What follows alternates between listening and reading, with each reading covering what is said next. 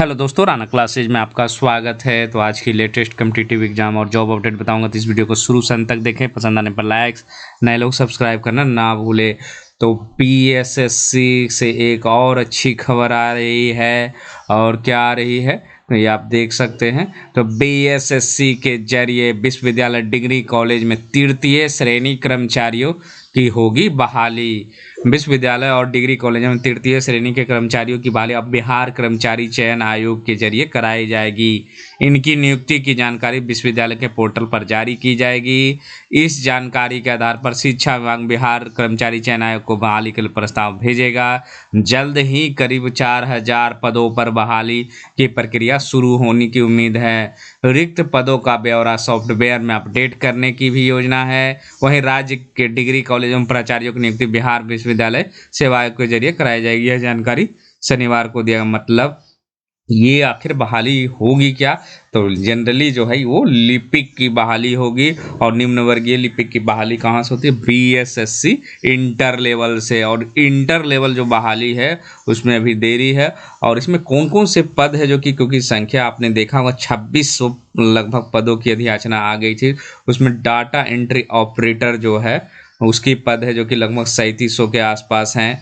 उसके बाद है जो कि पंचायत सचिव का भी पद है जो कि उसमें अभी तक नहीं आया था, अधियाचना चल ही रही है 1500 कुछ पदों का। तो और उसके बाद राजस्व कर्मचारी, क्योंकि अभी बहाली पूरी नहीं, फिर भी है जो कि 500 से 600 पद है जो कि जुड़ सकता है। तो कहीं ना कहीं अगर पूरे जोड़ा जाए तो 37 और 6 43 और 2600 की आ गई है।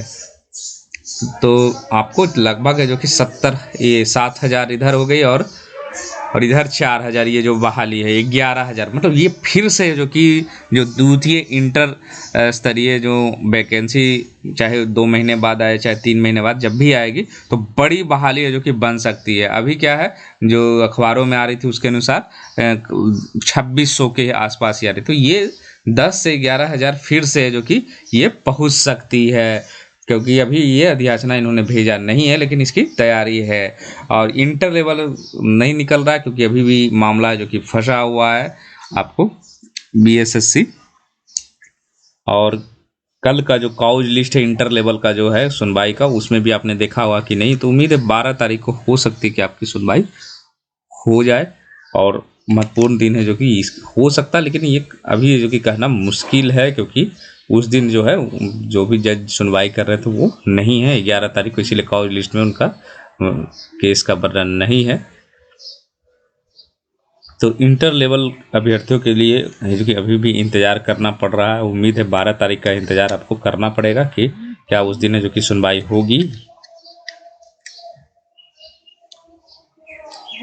उसके बाद ये तो हो गई इंटर लेवल सेकेंड की, कि आपकी 10 से 11,000 है जो कि बहाली फिर से जो कि आ सकती है, लेकिन तभी आएगी जब ये प्रक्रिया जो कि है आपको कम से कम अनुशंसा कर दिया जाएगा, या आपकी है जो कि ज्वाइन नियुक्ति प्रक्रिया अनुशंसा करने के बाद क्या होता है कि बीएसएससी जो कि प्रक्रिया खत्म हो जाती है, और उसकी जिम्मेवारी किस पर हो जाती है? जो संबंधित विभाग है जहां आपका पद पर अनुशंसा भेजा जाता है उनकी जिम्मेवारी। तो उसके बाद है जो कि उम्मीद है कि बहाली, और ये कब तक हो सकती है, क्योंकि इसके कारण है जो कि इंटर लेवल सेकेंड की बहाली नहीं आई एक तरह से। तो वो अगर इस महीने फैसला आती है तो आपको मई या जून में जो कि आपकी नियुक्ति फाइनल हो सके, मतलब ज्वाइनिंग शुरू हो जाएगी। और ऐसे क्या अभी क्या होगा, मान लीजिए कि 12 या 15 जो भी हो, उसमें अगर फैसला आ जाता है, रिजल्ट है जो कि आपको 1 सप्ताह के अंदर आ जाएगा।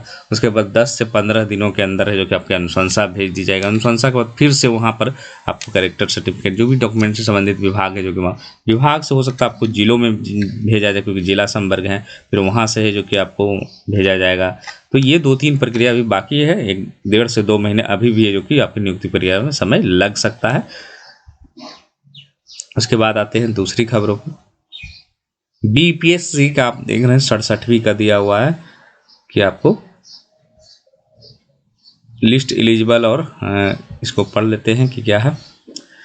67वीं संयुक्त प्रारंभिक प्रतियोगिता परीक्षा है तो प्रकाशित विज्ञापन में न्यूनतम उम्र अधिकतम उम्र सीमा की गणना है तो निर्धारित कट ऑफ डेट दिनांक 1/8/2021 के अंतर्गत नहीं होने के कारण कुल 1029 अभ्यर्थियों को अनारक्षित किया गया, मतलब बाहर किया गया है, तथा 1 से अधिक निबंधन कराने वाले 66 उम्मीदवारों 132 आवेदन को विज्ञापन की शर्तिका के साथ जो कि अनारक्षित किया गया है।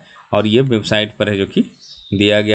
फिर भी अगर अनर्हित उम्मीदवार अपनी अनर्हता पर अधिक कोई आपत्ति आवेदन समर्पित करना चाहते हैं तो साक्ष्य प्रमाण के साथ अधोस्त साक्षी के पद नाम से सिर्फ है जो कि आयोग के ईमेल bpsc@bia.in की इन पर दिनांक 18/4/2022 तक आवेदन भेज सकते हैं। युक्त तिथि के बाद प्राप्त होने वाले आवेदन पर कोई विचार नहीं, मतलब कहाँ भेजना है आपको, संयुक्त सचिव सह परीक्षा नियंत्रक बिहार लोक सेवा आयोग को है जो कि आपको भेजना है। और 1029 से जो कि कैंडिडेट को है जो कि बाहर किया गया। और इसकी सूची आप देख सकते हैं, जैसे लिस्ट ऑफ अंडर एज का दिया हुआ है कि आपके कितने, तो इसमें है जो कि सर्च करके जो कि आप रोल नंबर है जो कि देख सकते हैं, अंडर एज है, ओवर एज है। तो होता है कि कभी कभी क्या होता है कि आप गलत भर देते हैं, इसीलिए जो कि आपको अगर लगता है गलत भरा गया और आप सबूत देंगे तो आपके अलाउ कर दिया जाएगा। तो यहाँ पर आप देख रहे हैं अमित कुमार सिंह है, मेल है और जनरल है, और गवर्नमेंट एम्प्लॉय में इन्होंने नो किया है। तो ये क्या है, ये ओवर एज वाले हैं। ये कम एज वाले जो 2 कैंडिडेट हैं जिनका 2001 में है, और ओवर कैंडिडेट वाले हैं जो कि ये सब के नाम है जो फॉर्म में जो कि भर दिए हैं, रजिस्ट्रेशन हो गई है या एक से अधिक आवेदन कर दिया तो 1029 लोगों को जो कि अनर्हित किया गया है। लिस्ट ओवर 42 और जो भी कैटेगरी में है उनके लिए, वो भी पार कर गया उनके लिए है। उसके बाद आते हैं डिस्टेंस मोड से बीएड नहीं होने से नियोजित शिक्षकों की परेशानी बढ़ी। तो राज्य में डिस्टेंस मोड में बीएड नामांकन नहीं होने से नियोजित शिक्षकों को काफ़ी परेशानी होगी। एनसीईटी द्वारा वर्तमान में राज्य के किसी भी विश्वविद्यालय में डिस्टेंस मोड से बीएड कोर्स नहीं है। पहले नालंदा खुला विश्वविद्यालय ललित नारायण मिथिला यूनिवर्सिटी से डिस्टेंस मोड में बीएड होता था, लेकिन दोनों ही विश्वविद्यालयों से फिलहाल डिस्टेंस मोड में नामांकन बंद हो चुका है। इसके पीछे का कारण राज्य में कोई भी विश्वविद्यालय एनसीईटी के मापदंडों पर खरा नहीं उतरा है। उसके बाद आते हैं बीपीएसएससी का, क्योंकि आप लोगों को बहुत सारे का एडमिट कार्ड प्रॉब्लम था। मैंने बताया था कि अगर ओटीपी नहीं आ रही है, कोई भी प्रॉब्लम हो, अगर एडमिट कार्ड रोल नंबर नहीं मिल रहा है या पीटी का भी रोल नंबर नहीं मिल रहा, तो अगर कुछ भी समझ में ना आए तो बीपीएसएससी ऑफिस चले जाएं, एक आवेदन सादे कागज़ पर और पेन लेकर जाए और वहाँ पर जो भी अध्यक्ष हो, सचिव हो, उनके नाम से आवेदन दे कि मेरा ये प्रॉब्लम है, तो निश्चित रूप से ये सॉल्व हो जाएगा। और अगर आप घर बैठे ही सोचेंगे सॉल्व हो जाए और कोई उपाय नहीं लग रहा तो आप जरूर जाएं, नहीं तो ये क्या होगी, एक तरह का लापरवाही है कि आपका ओटीपी नहीं आ रहा तो आप कैसे जानेंगे कि आपका परीक्षा केंद्र कहाँ है, और फिर एडमिट कार्ड नहीं होगा परीक्षा भी नहीं दे सकते हैं। तो इसीलिए जो कि आप लोग इसमें थोड़ी परेशानी हो सकती है अगर दूर है, लेकिन आपको ये करना पड़ेगा। जब कोई उपाय नहीं बचता तो आपको ये करना पड़ेगा। या मोबाइल नंबर दूसरा, अगर उस पर ओटीपी नहीं आ रहा तो दूसरे मोबाइल नंबर ले जाएं, वहाँ भी बहुत सारे हैं, लेकिन वहाँ जाने के बाद ही ये जो कि उपाय हो सकता है। जाएंगे तो वहाँ ज़रूर बताया जाएगा कि ये प्रक्रिया है, ये आवेदन दें या मोबाइल नंबर चेंज करने के लिए आवेदन दें। और ये इसकी परीक्षा 24 अप्रैल को, क्योंकि अब बहुत ज़्यादा समय नहीं है और लगभग जो कि 13 से 14 दिनों के अंदर ही ये परीक्षा 24 अप्रैल को आपको हो जाएगा। और इसमें सबसे ज़्यादा फैक्ट है कि आपको मैथ्स जो कि इसमें क्वेश्चन है जो कि इसमें रहेगा, और साइंस के क्वेश्चन, मैथ और साइंस के क्वेश्चन इसमें ज़्यादा, और जो जितनी प्रैक्टिस कर रहा है उतने है जो कि सिलेक्शन होने के चांसेज है।